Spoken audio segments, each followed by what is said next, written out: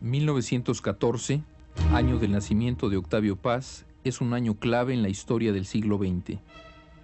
Estalla la Primera Guerra Mundial. Ese mismo año, en México, ocurre un hecho no menos importante para nuestra historia. Victoriano Huerta es derrotado por las tropas constitucionalistas. Octavio Paz nace marcado por la historia. En uno de sus poemas, Canción Mexicana, recuerda: mi abuelo, al tomar café, me hablaba de Juárez y de Porfirio, los suavos y los plateados, y el mantel olía a pólvora. Mi padre, al tomar la copa, me hablaba de Zapata y de Villa, Soto y Gama y los Flores Magón, y el mantel olía a pólvora. Yo me quedo callado. ¿De quién podría hablar? En realidad, Octavio Paz no ha callado.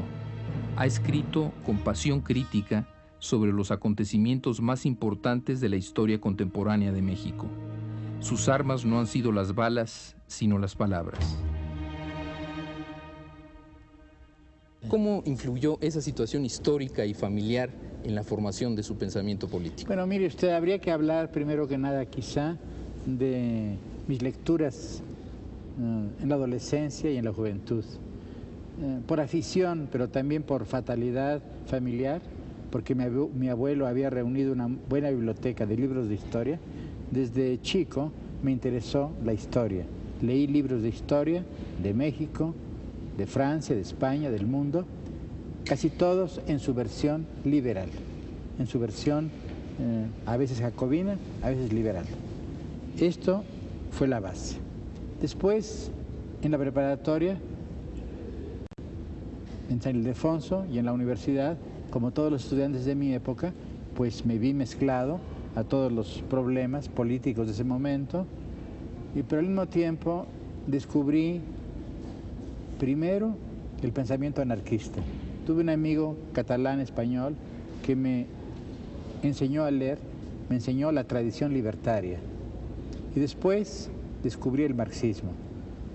Y recuerdo todavía con mucha emoción y melancolía aquellas conversaciones con mis amigos de aquella época, con mi amigo español, catalán, José Bosch, pero también con Ramírez y Ramírez, con José Alvarado, con José Revueltas, que poco después ingresarían en el Partido Comunista de México.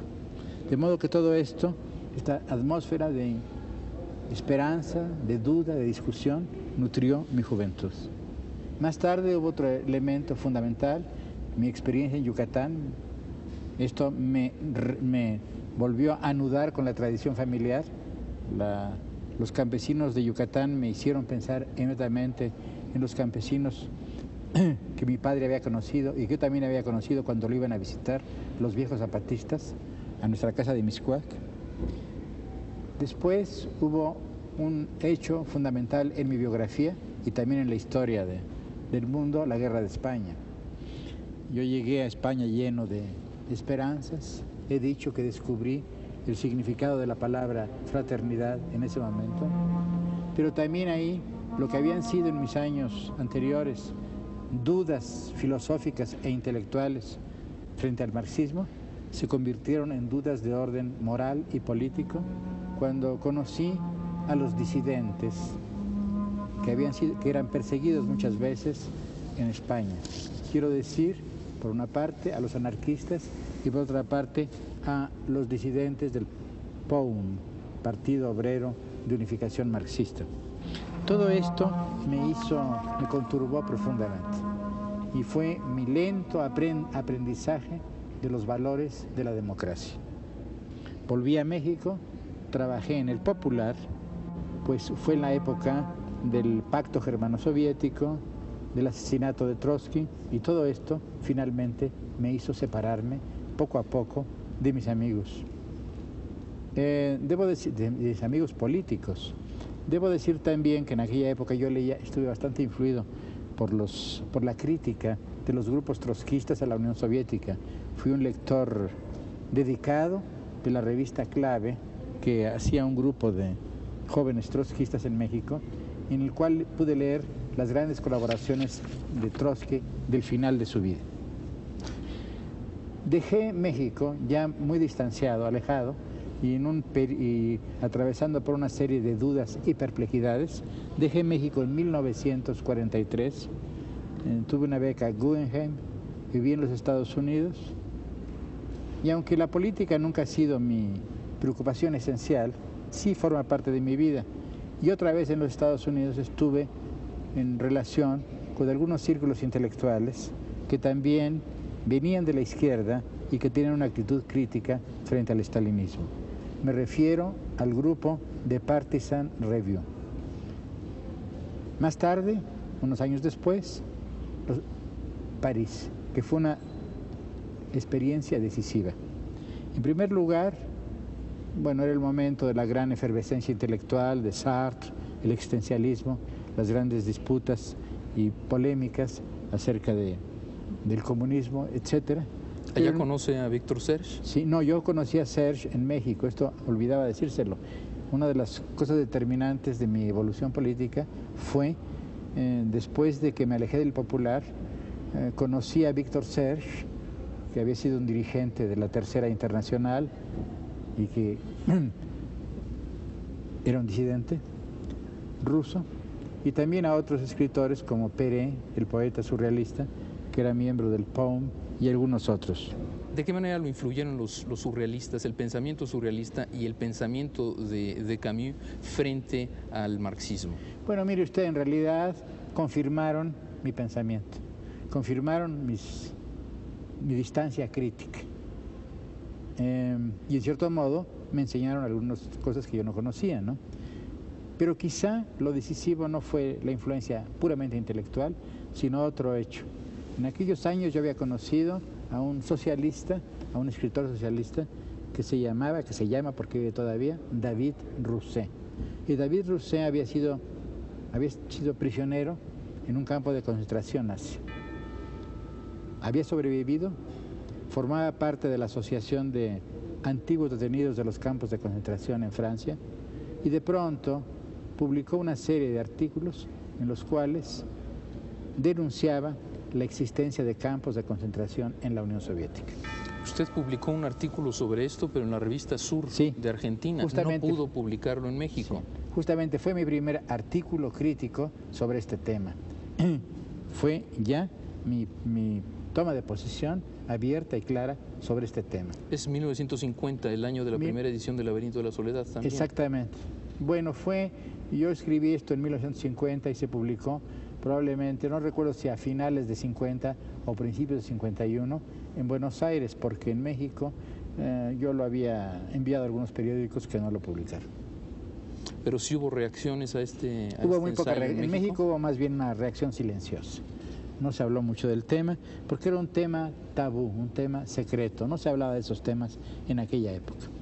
También en esos años escribí El Laberinto de la Soledad, regresé a México y después ha habido muchos viajes, estuve en México, volví a Francia, estuve en el Oriente. Quizá lo que valga la pena mencionar, puesto que estamos hablando de evolución de mis ideas políticas, habría que pensar en la influencia del Oriente y muy especialmente de la India. Esto fue otro punto de vista. En general, la vida en Oriente me confirmó en mi fe en la pluralidad de civilizaciones. Siendo mexicano, nunca creí, ni he creído, que haya una civilización, la occidental. Hay varias. Pero en la India me di cuenta también que el proceso histórico, lo que llamamos historia universal, no es una, sino plural. Ahora el mundo está unificado con la extensión de Occidente en los siglos XVII, XVIII y XIX, pero en el pasado no solamente hubo pluralidad de civilizaciones, sino pluralidad de procesos históricos. Y esto me hizo siempre más crítico aún del etnocentrismo europeo y occidental. Otra enseñanza valiosa de mis años en la India fue que me di cuenta que la expresión tercer mundo es una expresión mítica. No recubre una realidad, o mejor dicho, la realidad que designa es una realidad heterogénea. Los países del llamado tercer mundo son muy distintos entre ellos, distintas culturas, distintas lenguas, distintos regímenes políticos, distintos intereses. Es imposible fundar una política internacional en este concepto inconsistente, gaseoso. La política internacional está fundada en realidades permanentes como son la geografía, la historia, la cultura, la economía. Octavio Paz ingresó al servicio diplomático en 1945, año en que termina la Segunda Guerra Mundial, gracias a su amistad con Francisco Castillo Nájera, secretario de Relaciones Exteriores, y con el poeta José Gorostiza, quien era jefe del servicio diplomático. De 1962 a 1968 fue embajador de México en la India. Como protesta contra la represión estudiantil de 1968, renunció al servicio diplomático. 1968, año medular para la historia política de México y fundamental en la evolución de las ideas políticas de Octavio Paz. En 1968 estalló la revuelta de los estudiantes. Fue un aviso y algo más, una fractura. La revuelta estudiantil no tuvo un carácter nacional. Sus protagonistas pertenecían a la clase media y su acción se limitó casi exclusivamente a la Ciudad de México. Aunque el movimiento de los jóvenes mexicanos fue parte de una ola universal que exaltó y conmovió a la juventud de entonces, no es difícil advertir dos notas que lo distinguieron de los de París, Berkeley y otros sitios. La primera, más allá de la retórica revolucionaria de los dirigentes, incluso a veces en contra de ella, los jóvenes manifestaron confusamente las también confusas aspiraciones de la clase media que deseaba una sociedad más democrática. La segunda, la explosión demográfica de la Ciudad de México provocó a su vez la explosión juvenil. Miles y miles de estudiantes llenaron las plazas y las calles, entregados a manifestaciones libertarias, frente a las que el gobierno no pudo oponer sino la fuerza. El movimiento terminó en un charco de sangre.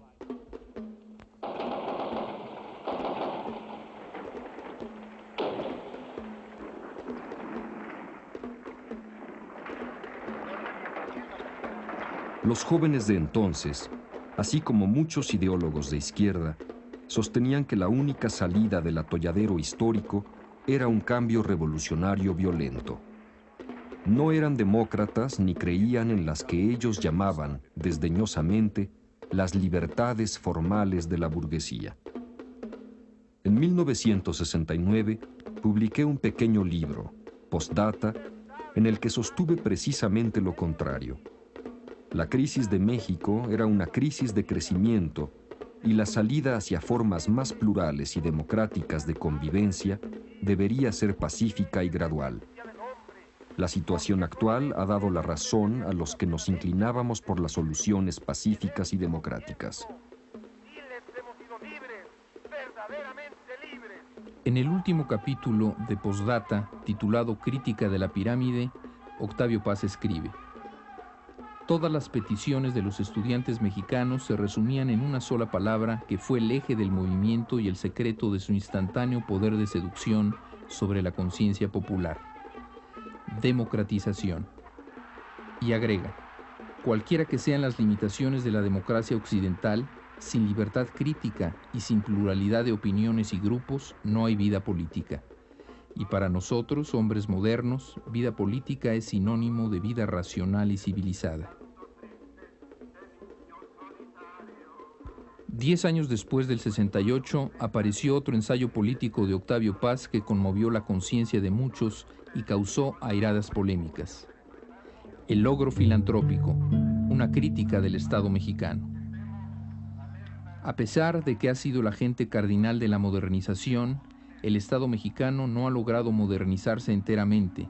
Sigue siendo patrimonialista, afirma Octavio Paz, y añade: Aunque México no es realmente una democracia, tampoco es una idiocracia totalitaria.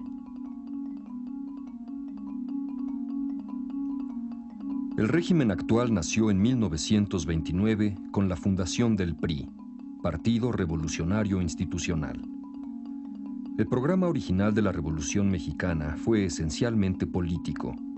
Se proponía transformar a nuestro país en una auténtica democracia. El movimiento revolucionario triunfó, pero la democracia se quedó en aspiración. Tras cerca de 20 años de luchas intestinas, la nación, ya en paz, se enfrentó a una disyuntiva: régimen de caudillos revolucionarios o instituciones democráticas. Esta disyuntiva, aunque nacida del proceso revolucionario, era una consecuencia de las luchas civiles de México desde la independencia. La revolución de 1910 acabó con la dictadura de Porfirio Díaz. Sin embargo, no reapareció en la escena política el Partido Conservador. La lucha por el poder, como ocurre siempre en la historia, fue la pelea entre las distintas tendencias de la revolución triunfante. El desenlace tampoco se apartó del precedente de todas las revoluciones: la instauración de un cesarismo revolucionario. Ahora bien, en el caso de México, una vez asesinado el César, Álvaro Obregón, se buscó una solución intermedia. Otro compromiso histórico: el César en turno, el Augusto mexicano, era un político inteligentísimo, Plutarco Elías Calles.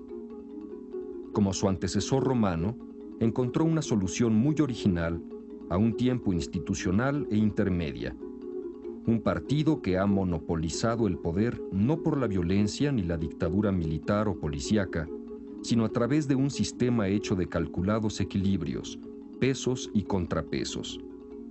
Indudablemente, esta solución fue más perfecta, más institucional que la de Díaz.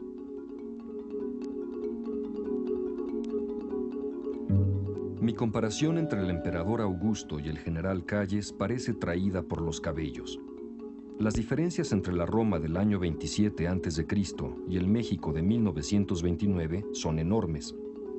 Pero mi comparación entre el emperador romano y el general sonorense no es enteramente caprichosa. Como Augusto, después de tantos años de guerras civiles y del asesinato de Julio César, el general Calles, tras la muerte violenta del caudillo Obregón, buscó una solución que fuese a un tiempo política e institucional. Por lo primero, la solución tenía que ser un compromiso: en Roma entre la monarquía y la república, en México entre la dictadura y la democracia. Por lo segundo, el nuevo régimen tenía que fundarse no en los caudillos, sino en las instituciones, en una burocracia impersonal y no en un monarca imprevisible. El parecido se acentúa si se repara en que la reforma de Calles fue decidida y realizada, como la de Augusto, desde arriba, desde el poder, y en una situación postrevolucionaria. En 1928, durante su cuarto informe de gobierno, el presidente Calles hizo una declaración que representa una de las bases de lo que hoy conocemos como sistema político mexicano. La falta de caudillos debe permitirnos pasar de una vez por todas de la condición histórica de país de un hombre a la de nación de instituciones y de leyes. Hablemos del PNR. Usted tenía 15 años de edad cuando nace el Partido Nacional Revolucionario, ¿no? ¿Cómo lo caracteriza usted a este partido? Ha escrito usted que tiene influencias del partido fascista italiano y quizá de ahí surge la estructura corporativista que mantiene hasta nuestros días. Bueno, yo creo que ¿no? tiene influencias de los partidos totalitarios de esos años, que eran partidos hegemónicos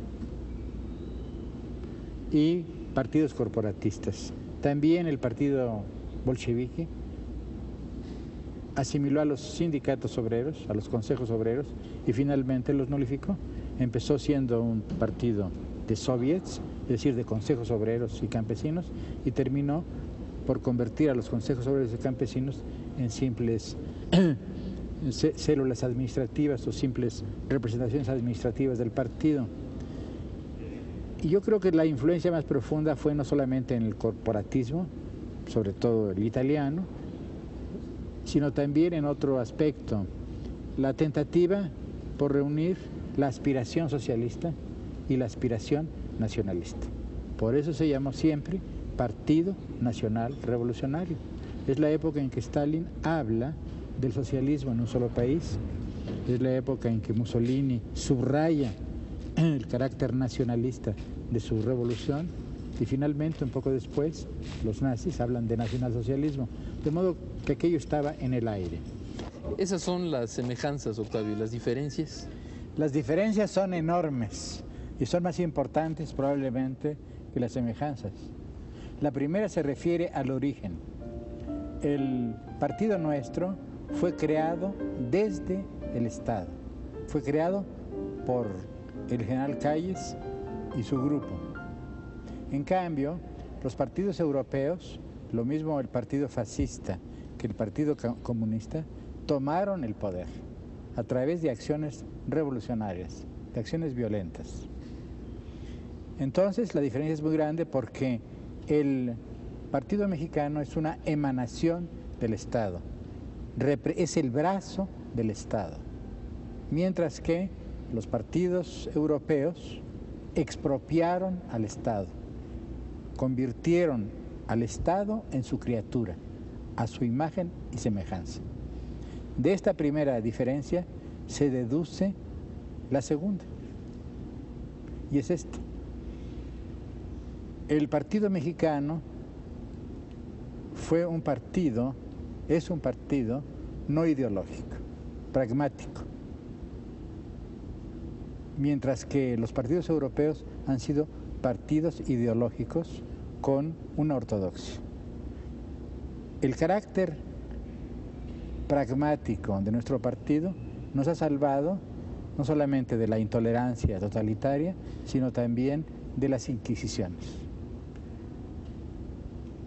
Y de esto se deduce a su vez la tercera diferencia, que probablemente es la más importante. Los partidos europeos expropiaron a la sociedad civil. Quisieron hacer de la sociedad civil una expresión de un Estado y de una ideología. Mientras que en México el Estado convivió con el partido y el partido y el Estado convivieron con la sociedad civil. Nunca, ni en sus peores momentos, el PRI ha sido un partido totalitario. De modo que la comparación, en cierto modo, es favorable para el PRI, a pesar de sus inmensas limitaciones. En el ensayo titulado PRI, Hora Cumplida, publicado en la revista Vuelta en 1985, Octavio Paz hace una síntesis de los méritos y defectos del PRI. Lo cito: el PRI ha conservado el poder porque su gestión ha sido positiva en términos generales, aunque no exenta de sombras, manchas y crímenes. Ha dado estabilidad al país y así ha hecho posible su desarrollo.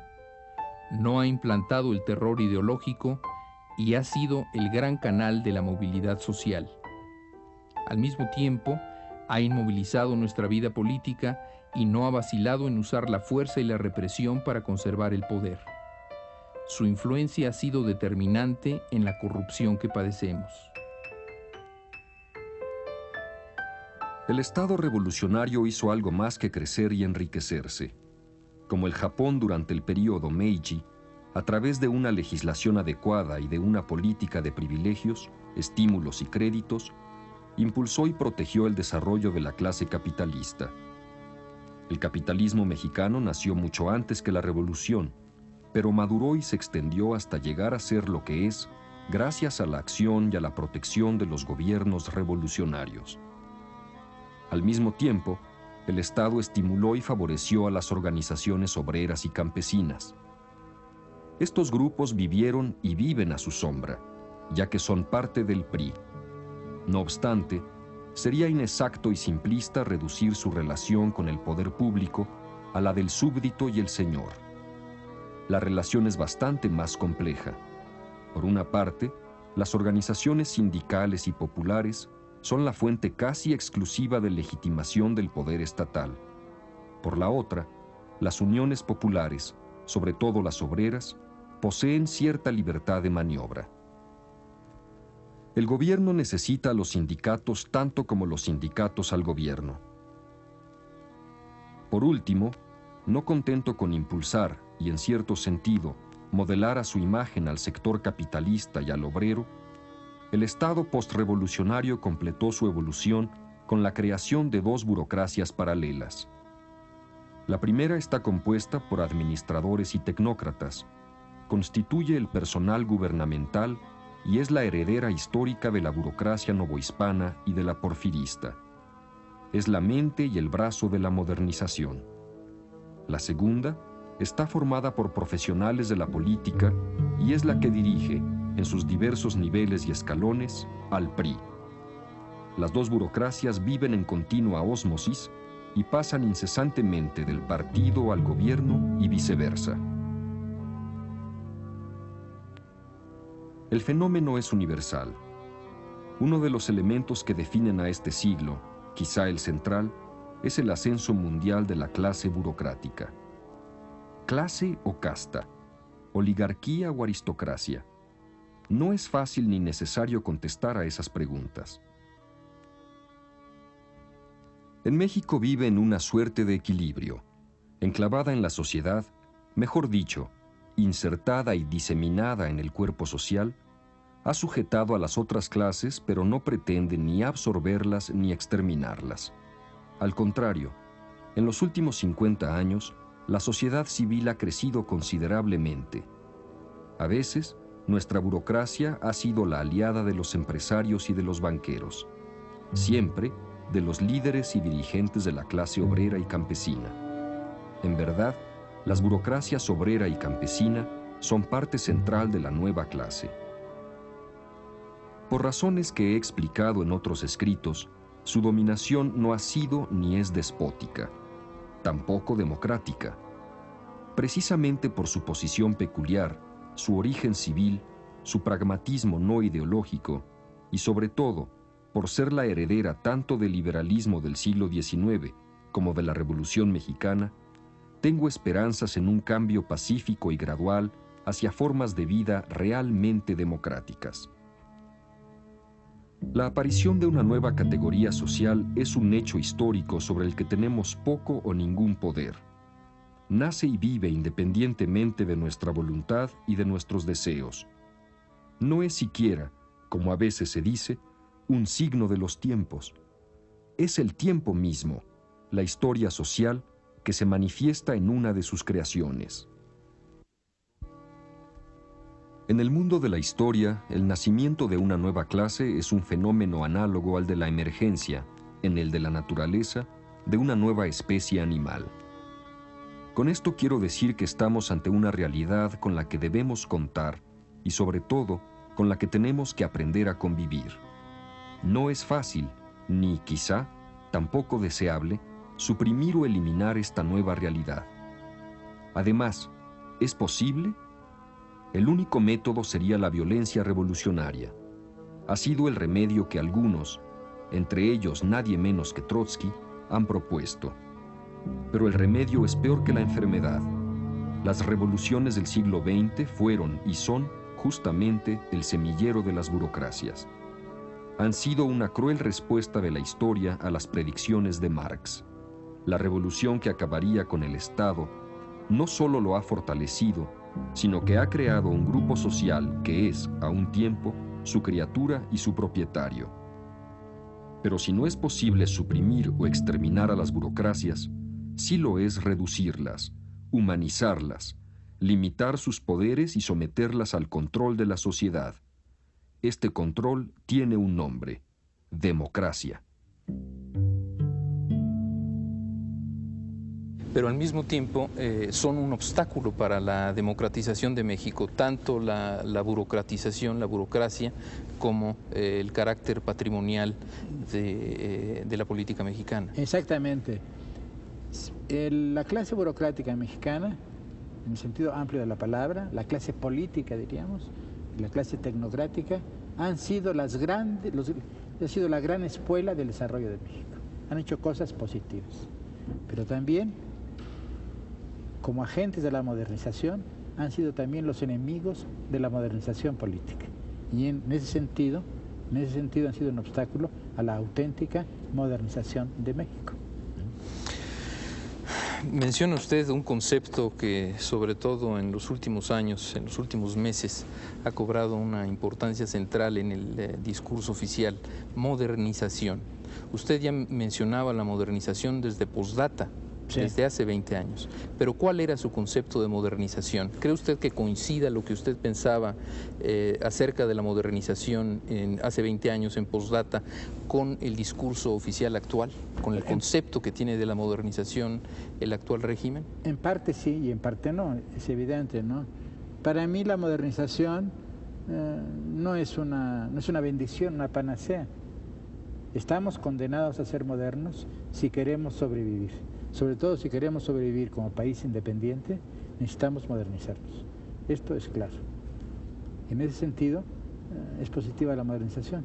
Pero yo no puedo cerrar los ojos ante lo que significa la modernización cuando veo lo que es el mundo moderno. No solamente en los países del este, sino también en los países del oeste. No me parecen un modelo, ni unos ni otros. Puede definirse a la modernización, sumaria y esencialmente, como una tentativa por devolver a la sociedad la iniciativa que le fue arrebatada y así romper la inmovilidad forzada a que nos ha condenado el patrimonialismo estatal. Es una reforma que otros han emprendido antes que nosotros y con mayor energía: Deng Xiaoping en China y Gorbachov en la Unión Soviética. Devolverle la iniciativa a la sociedad no significa únicamente reconocer la función de la iniciativa privada en la economía moderna, reducir el gasto público y acabar con el capitalismo de Estado. También exige reformas políticas y sociales, como llevar la democracia a los sindicatos y a los ejidos, o liberar a nuestros campesinos de la tutela estatal que, con la mejor intención, los convierte en perpetuos menores de edad, herencia de las leyes de Indias. En una palabra, la modernización de nuestra economía es inseparable de la reforma política, social y cultural. Todas ellas pueden resumirse en la palabra democracia. Bueno, yo no creo que las reformas dependa únicamente de la reforma interior del PRI. También tiene que depender de la vida de partidos políticos independientes. Esto es fundamental. El pluralismo es esencial, si no, no hay vida democrática. Y esto se logra, por una parte, cuando el PRI reconoce sus límites.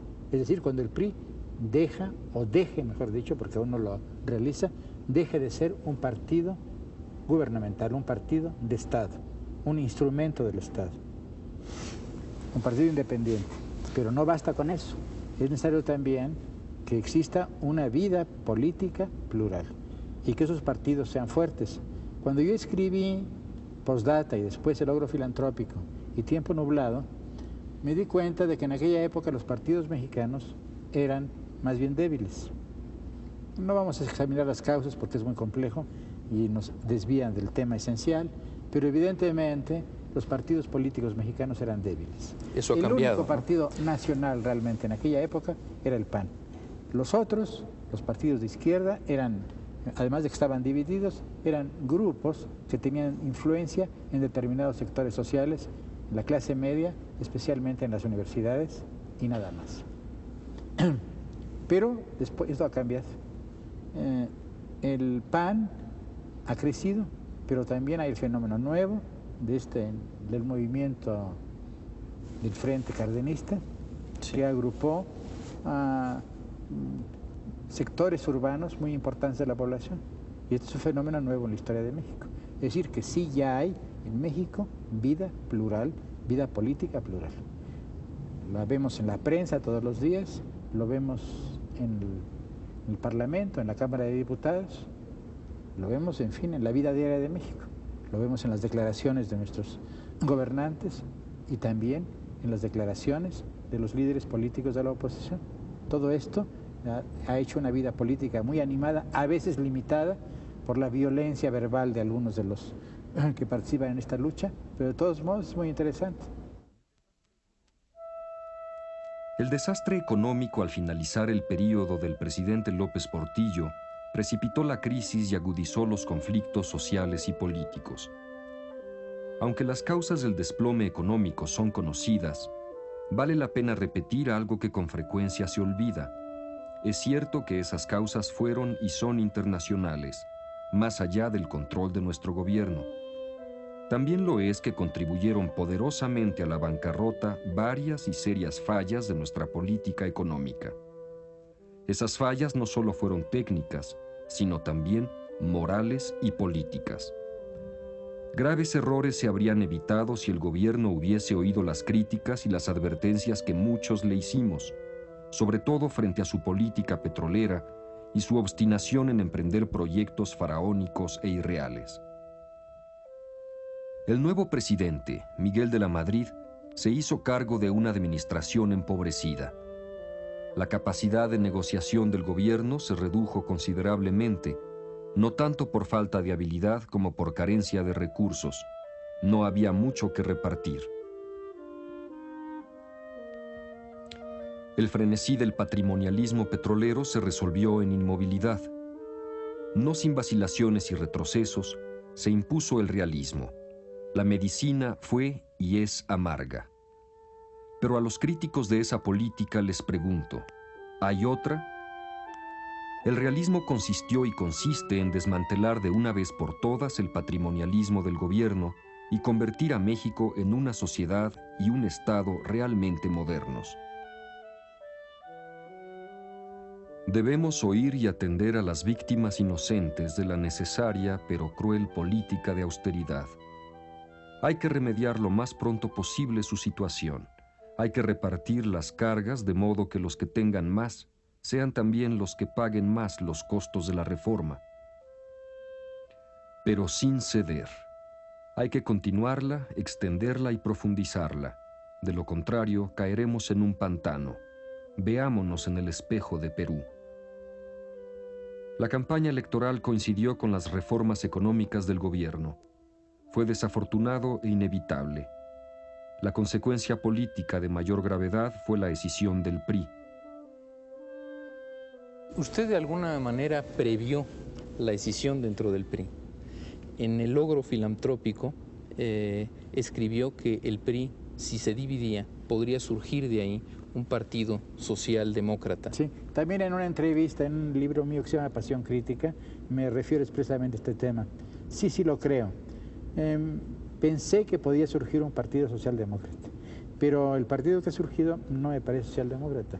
La escisión del PRI, porque eso es lo que estábamos ante, una escisión del PRI, tuvo características distintas y traté de explicarlo en algunos artículos que publiqué el mes de agosto del año pasado. A mi juicio, fueron diferencias de orden personal, de orden de grupos, diferencias de intereses y diferencias ideológicas.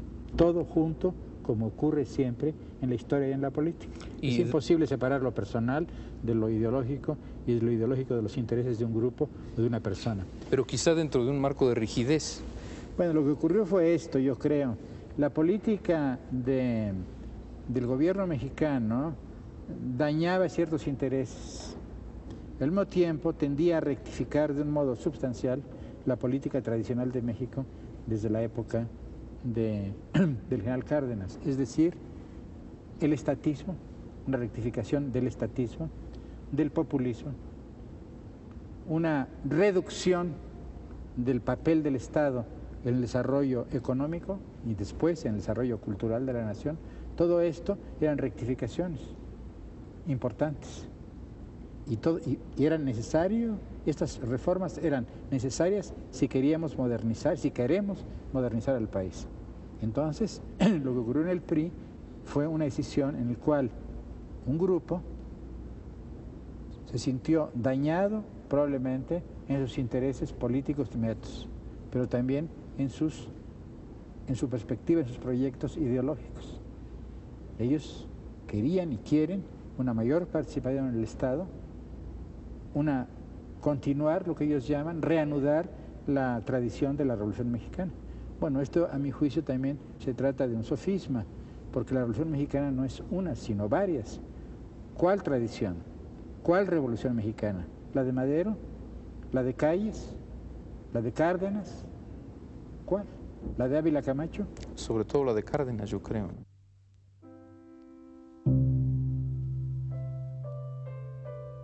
El Frente carece de programa. Las vagas declaraciones de sus dirigentes no sustituyen a un auténtico programa. Algunos periodistas han dicho que se trata de un movimiento de centroizquierda semejante a los socialismos de España y Francia. Nada más falso.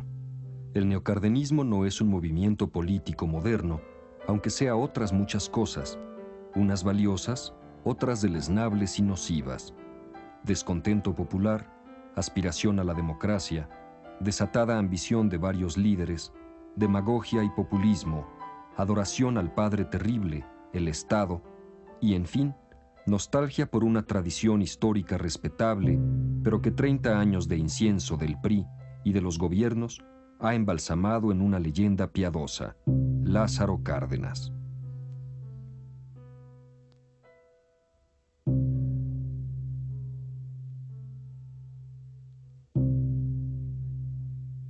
Octavio, hace 10 años escribió usted en El Logro Filantrópico que a la larga, si no se malogra, la reforma política realizará el sueño de muchos mexicanos sin cesar diferido desde la independencia, transformar al país en una verdadera democracia moderna.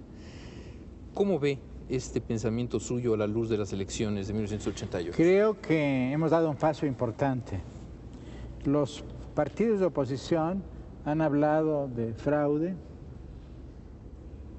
No estoy convencido. Algunos pidieron que se volviesen a celebrar las elecciones. Aquello me parecía francamente suicida. Pero creo que las ganancias han sido enormes.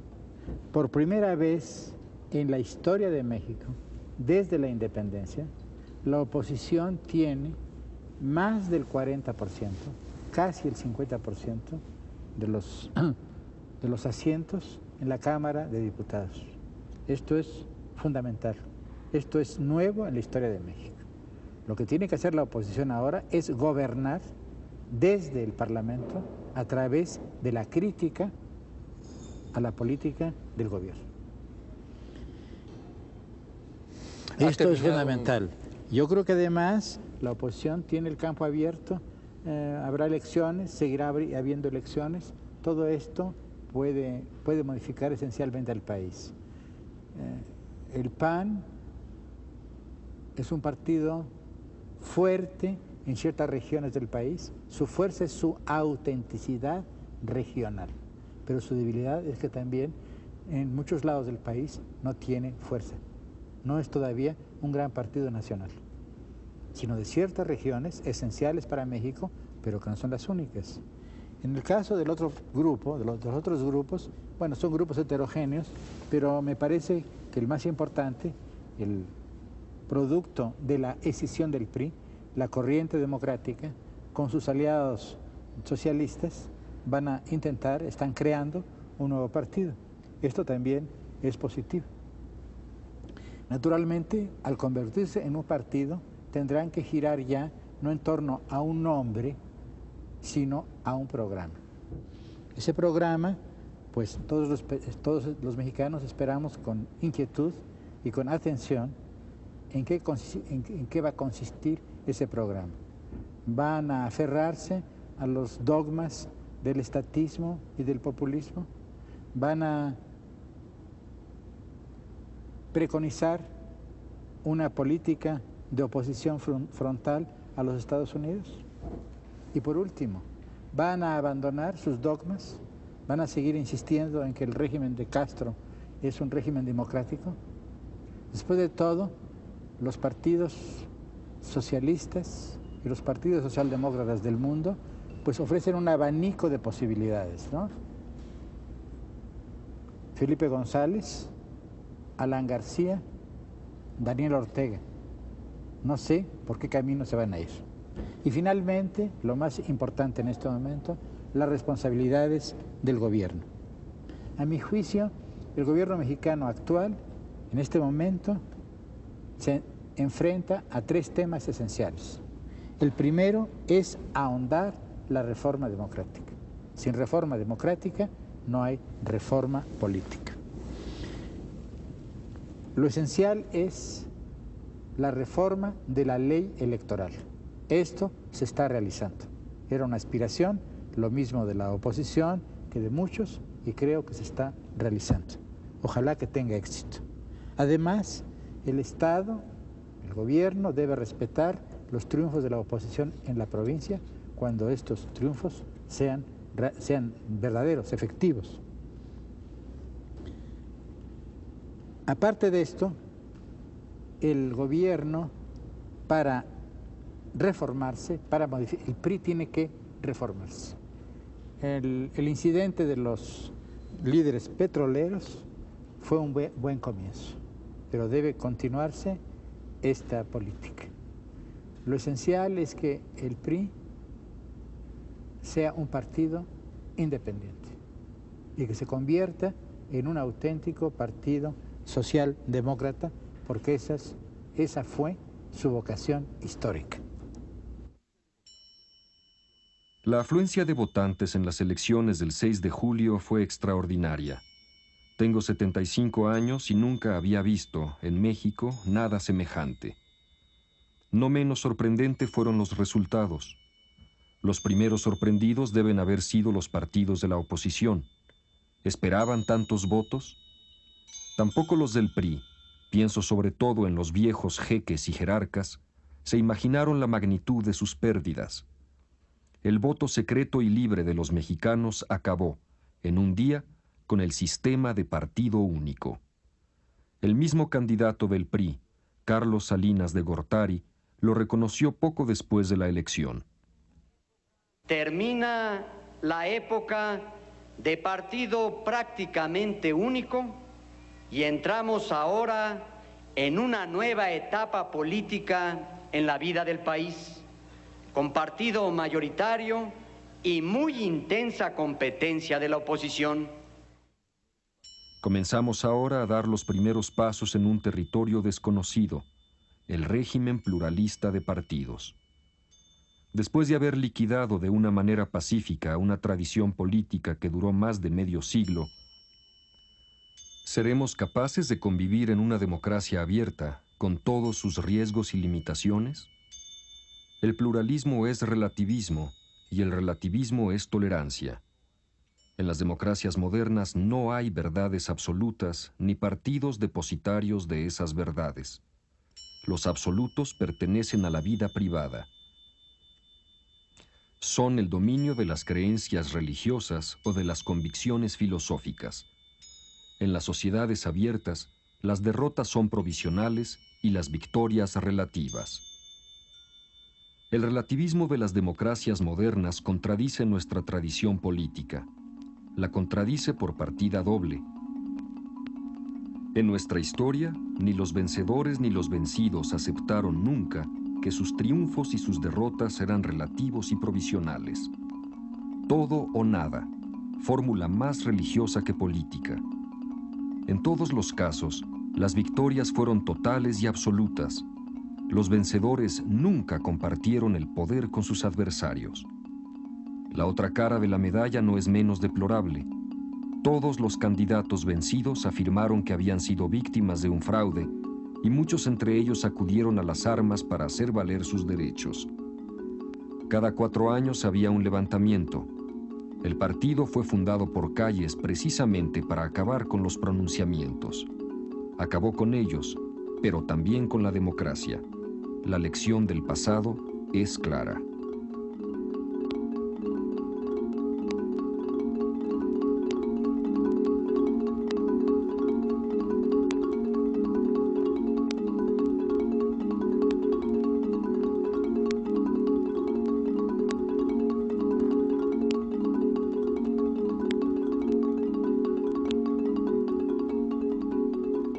Estamos ante un país distinto. Los cambios que desde hace 20 años algunos anticipamos se han realizado. Mejor dicho, se están realizando. Cambios no sin peligros ni acechanzas. El pluralismo no debe degenerar en divisiones y fragmentaciones. En estos días, los mexicanos nos enfrentamos a una disyuntiva. O entre todos aseguramos el tránsito pacífico hacia la democracia, o por el camino de manifestaciones y agitaciones más y más violentas, regresamos al desorden de épocas pasadas. Todos sabemos, o deberíamos saber, que el desorden fatalmente desemboca en la instauración de regímenes de fuerza. Los ciudadanos sin partido, pero no sin opiniones políticas, y que somos la mayoría de la nación, debemos exigir a los partidos políticos que encuentren pronto no una imposible solución a sus diferencias, sino un método para que esas querellas no pongan en peligro la paz y la estabilidad de México. La responsabilidad es conjunta. En el futuro inmediato, los partidos tendrán que demostrarnos si realmente desean servir a la democracia o a sus intereses políticos. El PRI deberá reformarse, dejar de ser un partido de Estado y transformarse en lo que podría y debería ser, un partido socialdemócrata. El PAN ha logrado convertirse en un partido democrático.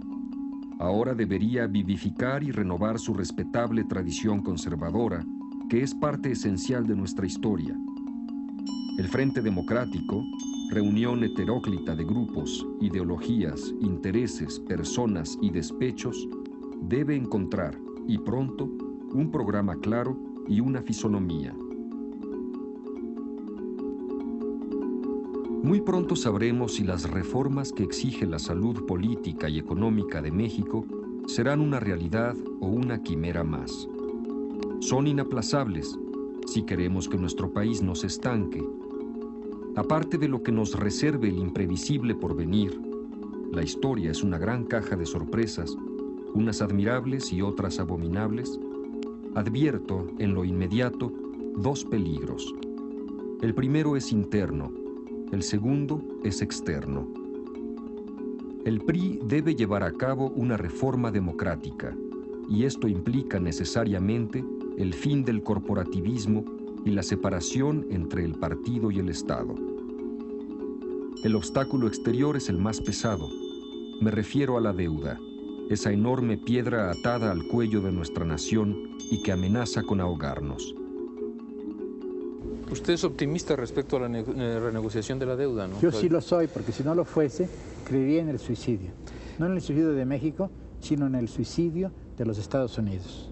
Hay gente que dice que los norteamericanos no están dispuestos a negociar de una manera constructiva realmente, de una manera positiva, el problema de la deuda.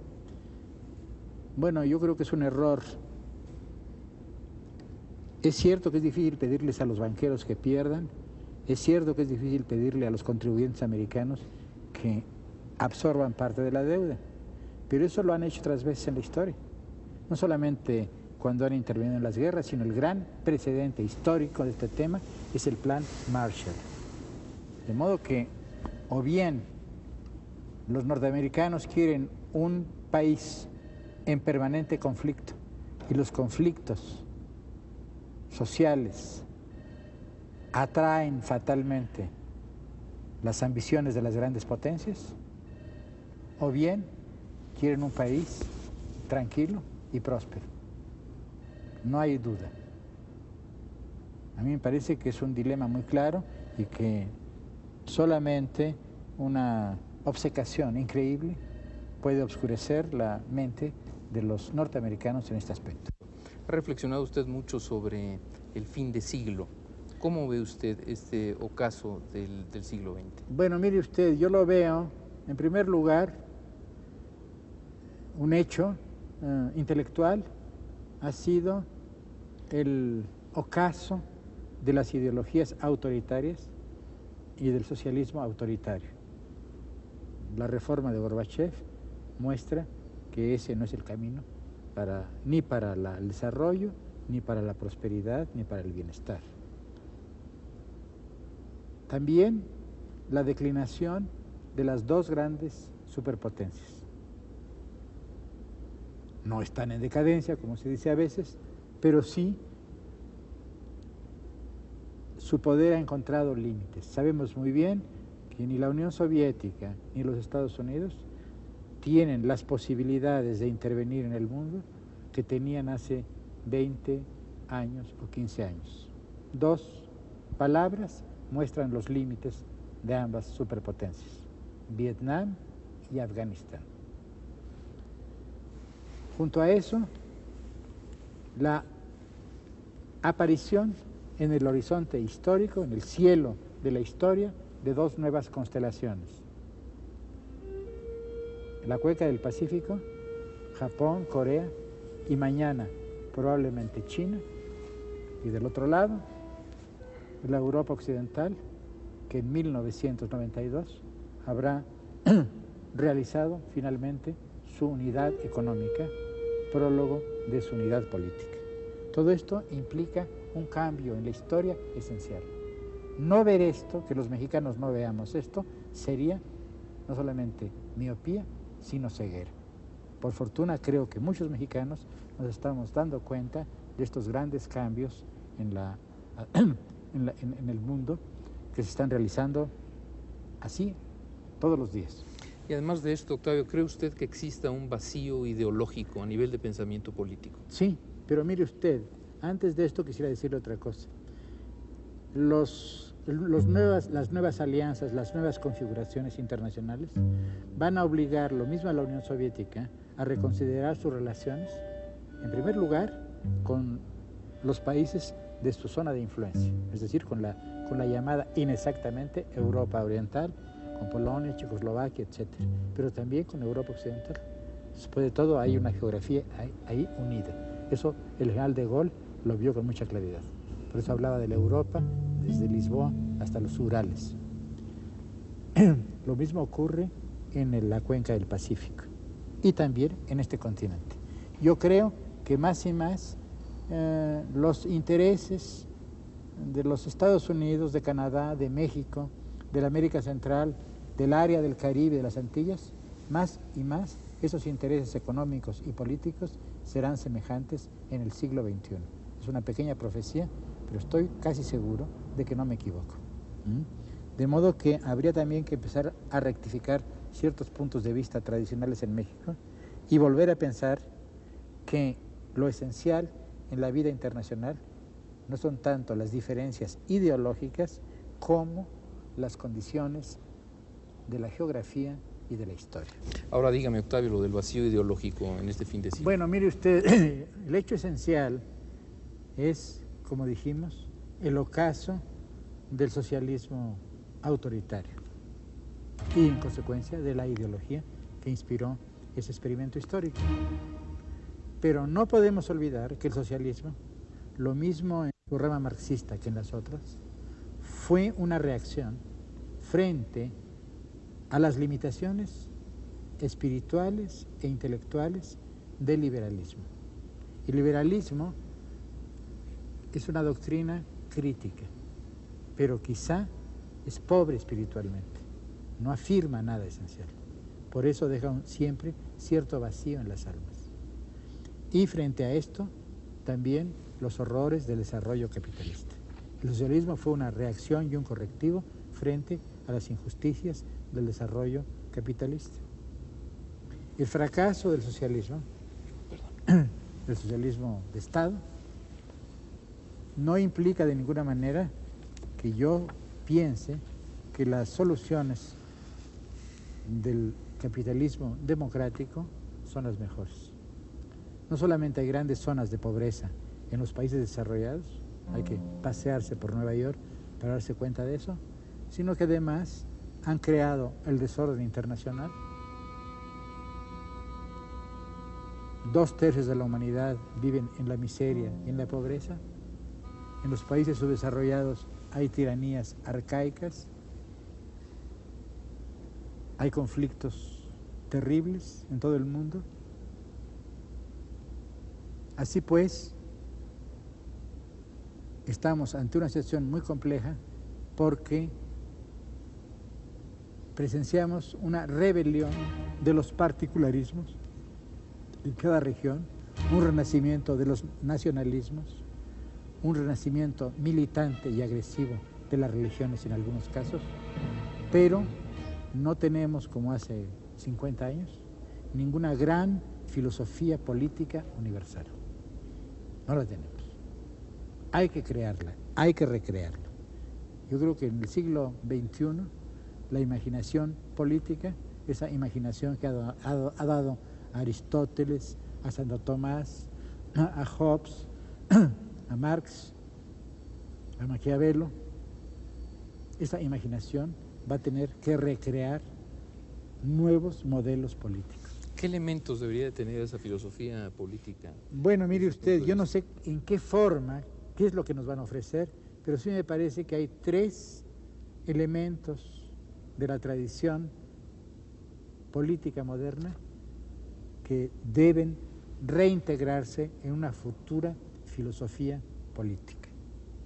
El primer elemento es la tradición liberal, es decir, la tradición del pensamiento crítico que nace con la enciclopedia. Esto es un bien irrenunciable. Sin eso no hay civilización verdadera. En segundo lugar, la tradición democrática, es decir, la posibilidad de la convivencia pacífica de las mayorías, las minorías y los individuos, lo que llamamos los derechos humanos. Sin la tradición democrática, que es una de las grandes herencias de Occidente, no habrá tampoco civilización. Y la tercera herencia es la herencia socialista, cuyas raíces son, en el caso de Occidente, cristianas y religiosas en el resto del mundo. La tradición socialista, que es una aspiración ética, fundamentalmente, hacia la igualdad y hacia la justicia. De modo que estas 3 grandes tradiciones deberán ser recogidas, reinterpretadas, repensadas, recreadas por una nueva filosofía política. ¿Cuál será esa filosofía política? No lo sé. Pero la otra posibilidad es la barbarie técnica de este fin de siglo, la destrucción del medio ambiente o el suicidio nuclear. Por eso sí pienso que la situación de México está ligada a la situación del mundo. Hace muchos años dije que por primera vez éramos contemporáneos de todos los hombres. Lo sigo pensando y creyendo profundamente.